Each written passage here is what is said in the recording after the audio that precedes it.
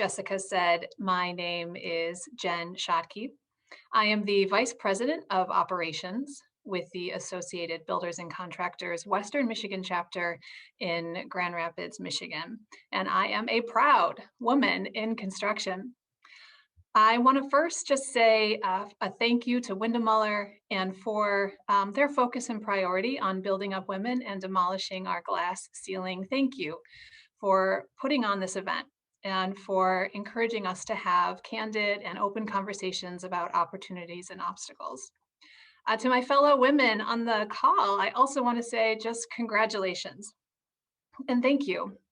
We represent about 10% of the entire construction industry.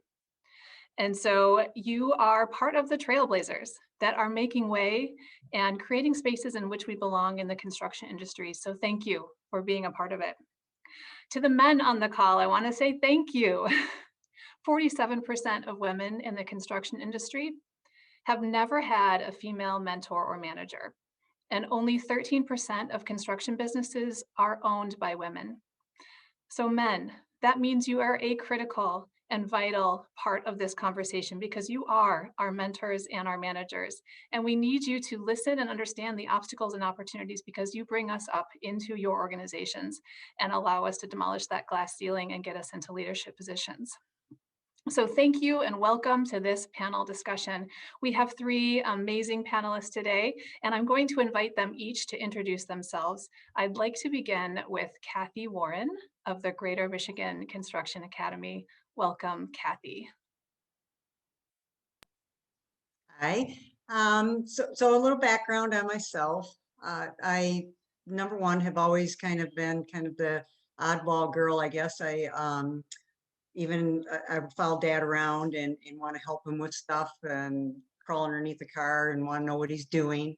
And eventually I did go to college. I got a degree in business administration, but that isn't really what I ended up doing. I ended up hiring into Dow Corning under the production maintenance. So I was a chemical operator for a few years, and then I had the opportunity to get into an apprenticeship for the pipe fitter welder program. That has helped me immensely with not only just learning a trade, but that trade carries over to also everyday life and being a homeowner and how to take care of things and fix things possibly around your home. That if I wouldn't have done that, there's no way I would probably even attempt anything. So it's been valuable in many different avenues. I just recently retired in May of 2020, and I also have the opportunity now to work with two fellow Dow Corning employees in the welding department. And one of them was the welding instructor, and the other was a fellow tradesman. And so that's a new venture, and I'm really enjoying helping the kids. And the challenge there, number one, is you're a female in there. And so first of all, you got to get their trust that you know what you're doing. And I think I'm getting there. I can see them warming up a little bit, which is a good thing. Wonderful. Thank you, Kathy. Thanks for being a part of the conversation. Next, it's my pleasure to introduce you to Rachel Austin of EV Construction. Rachel. I had to unmute. So my story is that I literally grew up in the industry. My mom and dad got divorced when I was pretty young, and I spent a majority of my time with my dad. He didn't leave me with a sitter all the time, and he's a mechanical contractor. He owns the company. And I spent a lot of time as a little girl riding around in his truck, spending time in his shop, steering clear of like a sheet metal break, watching ductwork and gas piping being fabricated, and like sweeping up scrap metal and putting it in 5-gallon buckets to take to the scrapyard. Unlike most women, I never really questioned if I belonged in the industry because I was literally raised in it. I also had the chance to see the business side of things that, the things that keep owners up at night, drumming up the work, if you get too much work, deciding who you might have to disappoint and how to deliver that message. Employee issues, taking calls at all hours, cash flow, all that kind of stuff. And then after high school, I went to college and I got my degree in construction management and a degree in business. About 10 years later, I ended up going back to school for my MBA. But out of college, I went to work for a structural steel fabricator and erector, and yeah, worked for a female president and CEO. That was a really fantastic experience. I moved to Grand Rapids about 10 years ago, worked for another general contractor for about 6 years, and then I've been at AV for about 4 years. And I manage our self-performed trade divisions here. So I have a constant interaction with our field forces, and truly like the boots on the ground and the people that are building the buildings, not just managing the process.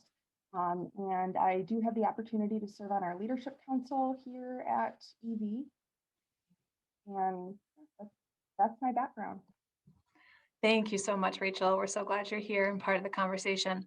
All right, lastly, our third panelist is Steve Huizinga. And if you're wondering why in the world is Steve Huizinga an expert on women in construction, well, I can't wait for you to find out. So welcome, Steve. Thank you for being a part of this conversation. Thank you, Jen. So my story, down and dirty, because there's a lot, there's not enough time for everybody to hear my whole story, but I'm a third generation plumber and pipe fitter. I'm a college dropout. I'm a recovering addict. I'm a convicted felon, and I have passion for diversity and changing the narrative of what and how our business is made up of. Being third generation, we've always looked at improving each generation, and I've just taken the stuff my grandpa did.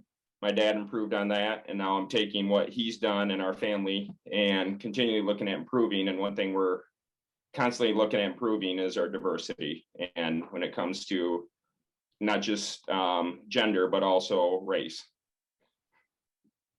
All right, thank you and welcome, Steve. All right, so let's get into it. The first question that I have for our panelists today is, what hurdles or challenges have you experienced and how have you overcame them? And Rachel, I'm going to go to you first, if we may, if you can talk about just a little more about your story and entering into the workforce. What hurdles and challenges have you had? So perception is certainly one of them. I am a little bit of a girly girl, so that sometimes doesn't fit perfectly into the industry. And the way that I've found to overcome that is just owning your role. Being competent in your role, doing your research, having your stuff together, and that performance just speaks for itself.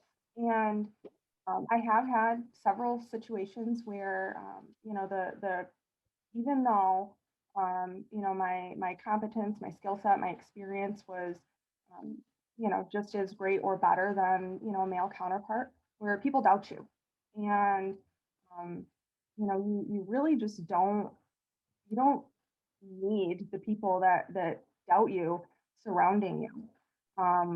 You'll start to create that self-talk in your own head, and honestly, those are not your people, so move on. All right, thank you, Rachel. Kathy, I want to ask you the same question. So as you were entering the trades at Dow Corning, what were those early hurdles and obstacles that you faced, and how did you work to overcome those with your peers? The biggest fear I had was fear of failure and fear of not being accepted. And because number one, you're working with a male dominated trade, and you just don't feel you're going to measure up. So in one essence, it made me try harder. I think you tried harder so you would be accepted. I found that as long as you are willing to learn and they can tell that you really want to do this work and do the job, everybody's going to share every bit of information and try to help you succeed. And I really did not have any issues for the most part. There was probably one or two that I ran into an issue with, and I ended up just confronting them one day. And after that, everything changed. I wasn't a jerk about confronting them. I asked them very nicely, and I think I caught them off guard. So sometimes it's the way you approach things. And so the way you approach it and the attitude you have, I think can bring you success. Absolutely. Confidence is certainly one of the most important things any gender can have in the work that they're doing. And I totally agree with you. Kathy, I loved a story you told me 2 days ago about an asset that you brought as a woman in the trades, and it was about where you could fit. Will you tell that story again? Oh, yeah. So as a woman in the trade too, number one, I don't care how much I've worked out since I've been 16, 17. And there was actually a time in my life when I competed also. Well, it doesn't matter how much I work out, I'm not going to be as strong as a man, correct? I mean, number one, most of them are twice my size. But you still carry your load, right? You're hauling things upstairs. 9 times out of 10, they always took the heaviest portion of it because that was that was the same as it was to me, the lighter weight. So with that in mind too, also sometimes these spaces we had to work in were quite tight and small. Well, that's where I came in, and they would just shove me in those spaces, and or I'd volunteer because I knew that they couldn't move. They couldn't move. They couldn't fit their hands in something. I've got smaller hands, and sometimes it's a benefit too. I mean, it did work out to their advantage at times too. So it's just a matter of what are you capable of, what can you do, what can you bring to the table, and bring it. And everybody has their strengths and everybody has their weaknesses, and hopefully you can flourish off of everybody's strengths and be a good working team. Absolutely. Kathy, I love that so much. For all the time I spend thinking about diversifying the industry, I never had that mental picture of the fact that the diversity of size can be such an asset that, those smaller spaces are better for obviously somebody who is more petite. So I just loved that story when you shared it with us. Thank you so much. Steve, all right, I know you haven't experienced any obstacles as a woman in the industry, but I will never forget the day you called me. Must have been a couple of years ago now, and you said, Jen, I've realized I want to increase the gender diversity in my organization, and I'm going to do it. And so talk to us just about those early days of thinking about allied mechanical services and how you wanted to diversify your staff, and what were those early obstacles that you had to overcome?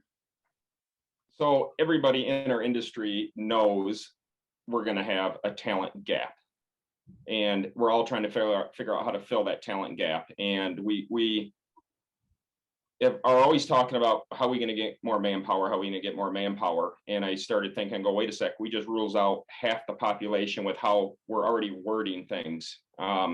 Versus people, it's how we going to find more manpower. And we started thinking 50% of the population we're already thinking can't do the trade, or we're already just in our verbiage, we're ruling that population out. And I started thinking, why are we doing that? What typically has been the barriers there? I think about how my dad did the trade, my grandpa did the trade, how I did the trade. And it was way more physical. There wasn't the technology. It's so much easier to get over some of those physical barriers that used to be there. And so we just said, you know what, we're going to start pursuing this other 50% and start figuring out how to make it work. How do we get them excited about the trades? How do we let them know there's a great career here? And it's just kind of snowballed after that. Exactly. Yeah, that's a great segue to my next question, which really is about some of this perception and belonging. So the next question is, what do you think keeps women and young girls, students thinking about construction from entering the field? Rachel, can I go back to you to answer this one first? What do you think are some of those barriers to women entering the field? Sure. I think not even knowing what's out there and what's available. I think that there is some level of perception that to be in the industry, you have to be boots on the ground, swinging a hammer, doing, I'll say, that type of field work. And there's this whole category of, more office based, that type of work that people don't even know what really goes into it. I think of an example. One of my colleagues shared with me recently that his wife was like, well, until we got married, I didn't really know like who built hospitals and who built them all and all of those types of things. And it's just not on some people's radar. And yeah, and then there's also am I going to fit in? How is that, going to work? Where do I even start? I think that those are all things that may hold women back. Yeah, yeah, I agree. We are one of few industries that's really like a friends and family network. If you ask a tradesperson in particular in our industry, how did you get into construction? They're usually going to reference, oh, it was like my dad or my uncle or my brother or my cousin or a friend or my aunt, like somebody in their network knew about this kind of mysterious industry that is our great construction industry. So yeah, I agree with you. And I think part of what we need to do is like spread the good word, right? Grassroots. We need to talk to our daughters and nieces and sisters and aunts and women who are in our network about what it is we do and that there is a really great place to belong in this industry. Steve, can I kick it to you on this question as well? So, as you have worked to recruit women into your business, what are some of those things you hear about women entering, especially the trades, I think? Um, as far as like when we hire them, or Yeah, even recruiting. Like, have you run into anything where women are like, "Oh, I don't think that that's the field for me." a lot of it is the physicalness. A lot of them think they can't do it, which we like to, we encourage when we bring in females, we encourage them to use the gifts they have. I mean, we tell them, don't try and be a man, use your natural gifts that's given you, because we are different no matter what. Yeah, there are some physical things possibly that a female won't be able to do that a male can do, but they're also going to problem solve, I think, better. They handle their emotions better. They handle conflict better. They do a whole bunch of things. I think they will, I know for a fact, they care more as far as like you get a female in the service industry, like a service tech or something like that, they're going to care for the customer better. So we encourage them to use the gifts that comes naturally to them. And yeah, don't be afraid to ask for help. And we also tell them, don't try and fit in. Don't try and be a man. I mean, use what God gave you. Use your gifts that you're going to naturally be better at than us men. Thank you, Steve.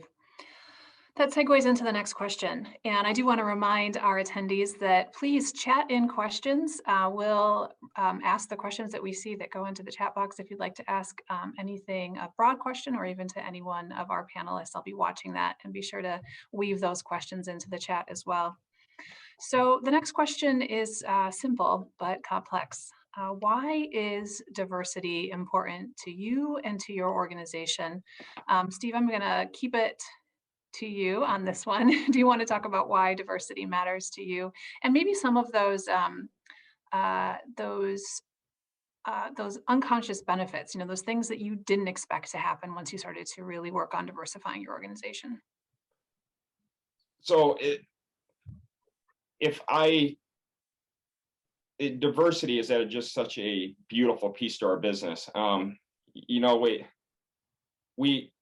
We always want to look at improving, and to improve, I got to bring in people who don't always think like me, act like me. Well, for sure not act like me, but and to do that, you need to bring in a diverse workforce. And the beauty of that is we always say we're going to hire culture adds, not culture fits.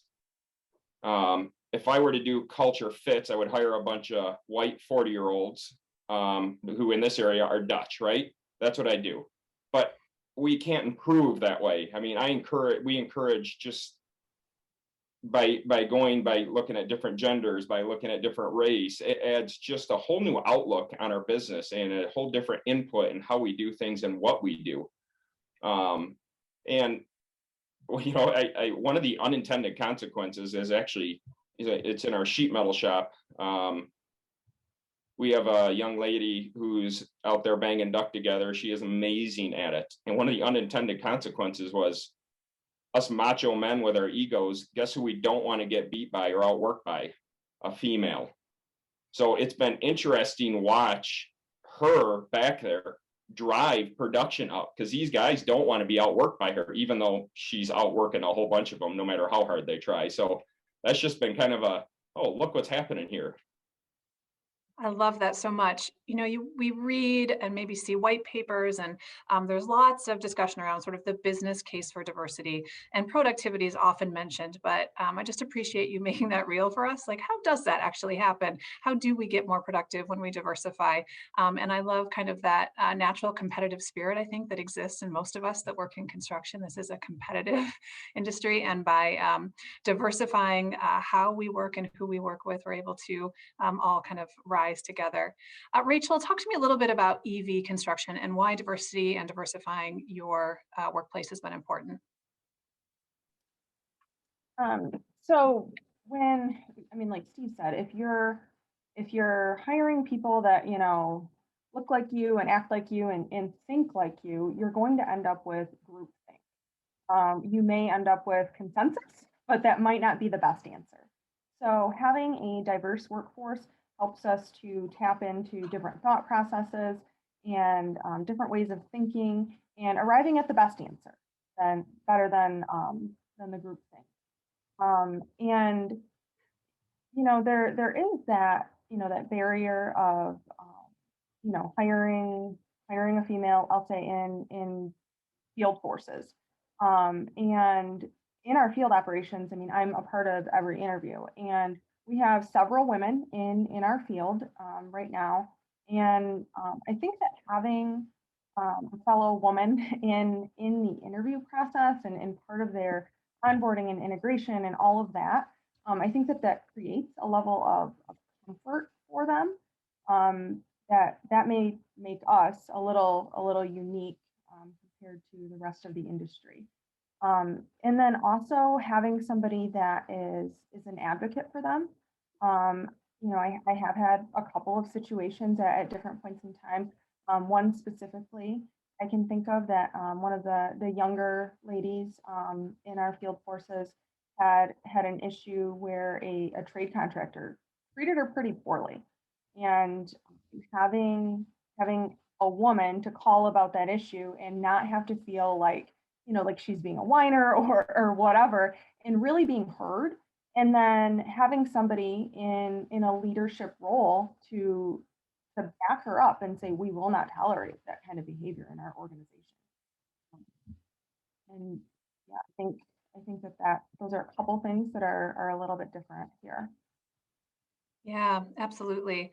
I just briefly saw a question pop up in the chat, and it's exactly along the lines of thinking that I had. You know, when ABC or other organizations are going into school systems and talking about careers in the industry, it's so important that we bring in people that represent the students that we're going to see. So whether that's people of color or women or both. Steve or Rachel or Kathy, this question is, are there any programs specifically working to attract women of color in the construction industry? And that's a tough question, and one that I'm not actually sure of, and I'm just curious if there are any programs that any of the three of you are aware of.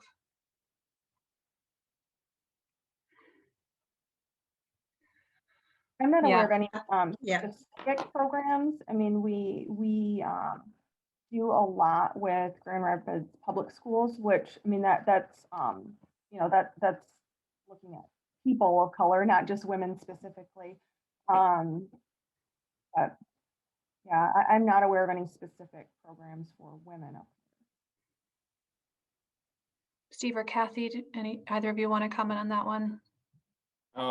You know, we're involved heavily with ADC, and that tends to add, you know, we have one employee there, and we've mentored there, and that's a very diverse school, and we're starting to see some fruits of investing in there. And when our people mentor there, and that just, they love it, but it also adds that other option to diversify your workforce. And I speak in quite a few schools also. My story is unique. Yeah, coming up through the trades to my role, that's a little unique. But the minute I'm in front of a bunch of kids and say, I've been to jail and I'm a convicted felon, but I'm also the president of a business, it perks their ears up. So then I get to draw them in. And that's where I tell females that you guys can kill it. I mean, if a female decides to get into construction, that is a pretty definite decision.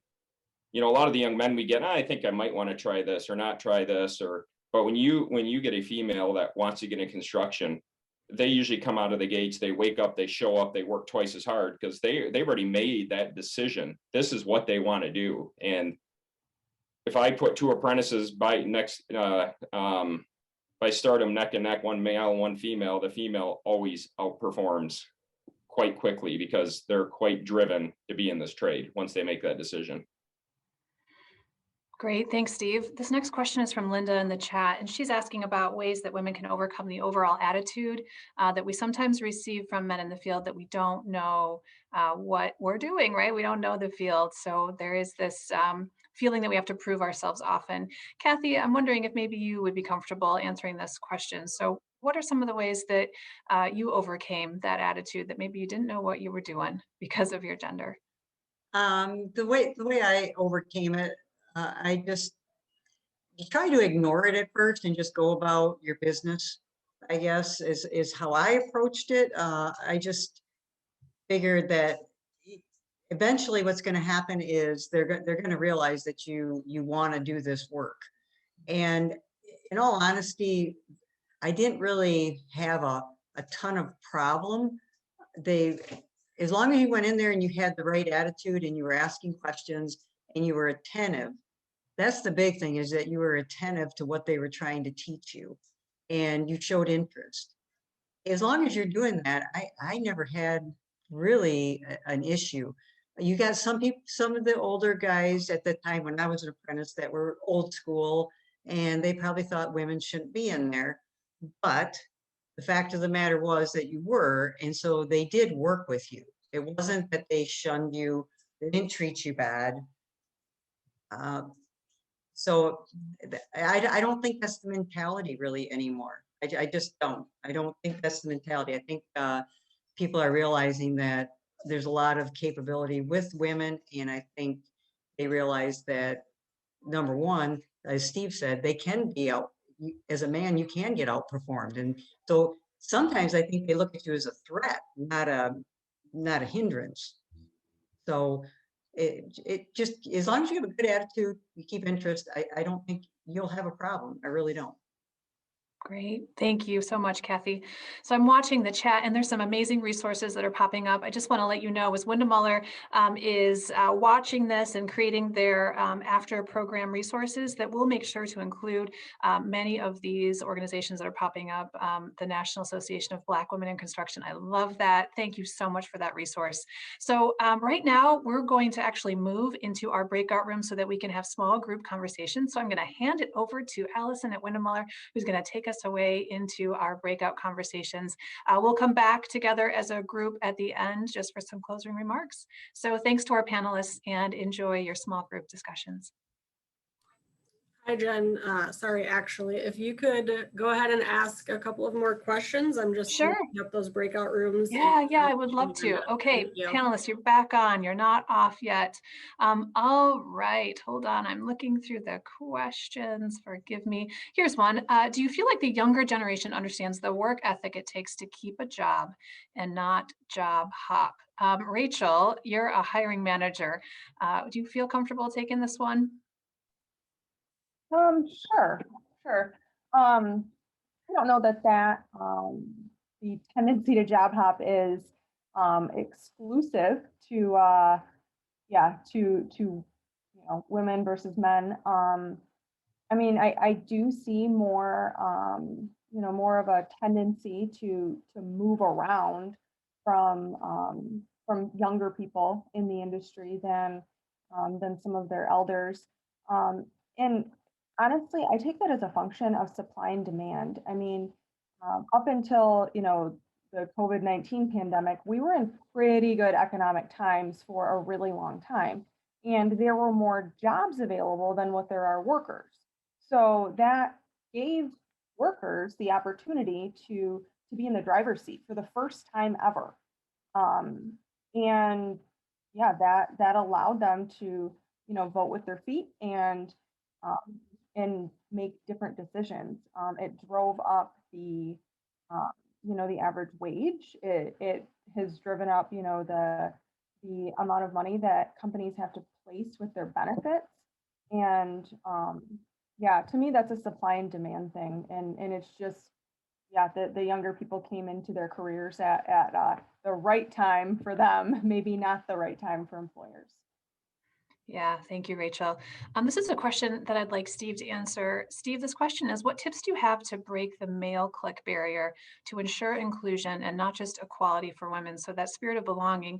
And I remember you addressing in our pre-call, Steve, just a little bit of like the elevation of professionalism in your organization. Maybe you can talk about kind of that job trailer mentality and how women can break through that male click. Yeah, so they're one thing bringing females in is brought is, of course, it's cleaned up language, it's cleaned up the barroom talk, which has been phenomenal. We have had a couple issues where, you talk about the click. There's also they wanted to fit in so bad, they let some of that barroom talk in that trailer, like our, we call allied, our family, like their employees are our family, like within their family. They allow that, they step outside of the trailer, it bleeds over. Next thing you know, I have somebody from outside our organization saying something to her because that line has been blurred and she didn't like it. Next thing you know, I got a mess on my hands.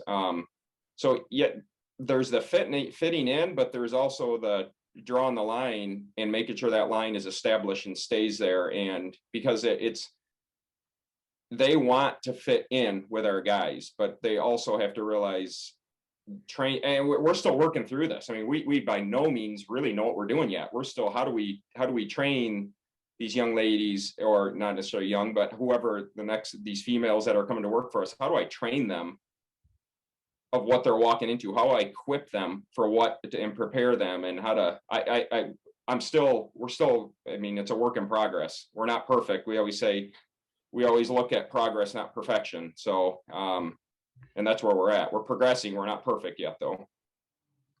Yeah, And something absolutely. that I say to a woman coming into the field is what you permit is what you promote. So if you're permitting bad behavior around you, you're inadvertently promoting it. I don't know that advice has a heavy weight with them for a long time after that initial onboarding period. But yeah, I mean, I believe it to be true. Yeah, we had a really great discussion in my breakout room just about belonging. And as women in the industry, what are some of those things that maybe just hadn't even been thought of before by no fault of the industries, right? It's just because we make up a small percentage of the workforce. From what are women's bathrooms like, right? There is a difference, right? We need other things than men need in our bathrooms. And that's one way to help women feel like they belong in your organization.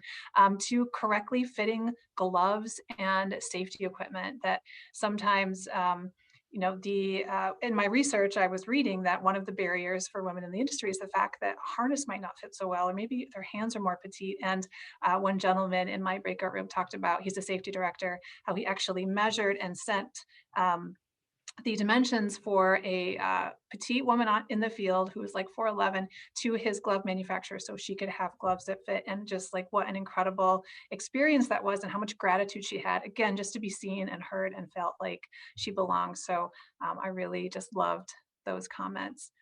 Let's see, I am looking. Here's one question. So any tips for when to improve networking in the industry? What a great question. Rachel, what do you do to network in the industry? I mean, truthfully, nothing that is, specific to women in construction. Quite some time ago, I was part of a NAWIC chapter in the Midland area. And yeah, I don't know why, but for whatever reason, it didn't have a ton of sticking power. But I think with any networking opportunity, it needs to be high value. I mean, if it's just like, let's get together and have a glass of wine and hang out, like, that's a little clubby, and then that ends up being the first thing that when people get busy, it drops off their calendar. Um, so I think having it be high value, engage speakers or facilitators or that kind of thing, so that it's that event that people really say, I'm not going to miss that one. Yeah, absolutely. I'm seeing some great resources pop up in the chat. NAWIC, as Rachel mentioned, National Association of Women in Construction is a great one. There's several chapters throughout the state of Michigan. I know some of you are outside of our state, so just look at that national website to see where your local chapter is. Here in Michigan, Inforum, which is a Women in Leadership Association, recently created an architecture, engineering, and construction affinity group, and they have free programming. You don't yet have to be an Inforum member, so go to, I think it's inforum.org, just Google Inforum, and you can find some resources for that affinity group. Let's see. Let me look back at the chat. I love the comment I saw about wearing boiler suits rather than flame retardant pants on gas sites because they were not made for hips. Preach it. And yes, those gloves, the story about the gloves, the woman in the field actually got children's gardening gloves first. And that was how that conversation started. Like, get those off. We got to get you the gloves you need. Hi, Jen. All right. Sorry to interrupt. I did have Please. one message that I thought would be interesting to hear some points on was Melissa had asked, I'd like advice on how to approach an interview if you are a woman and of a diverse background. I have experience from my country, but I have felt rejected. Any of our panelists want to talk about advice for interviewing?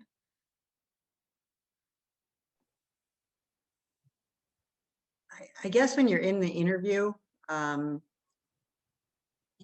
does she say she has experience, but Yeah, she said that she does have experience from the country. feels rejected? Yeah. Is that what it was? Yeah, she has experience from the country that she lived in previously, but when she goes into interviews now, she feels rejected.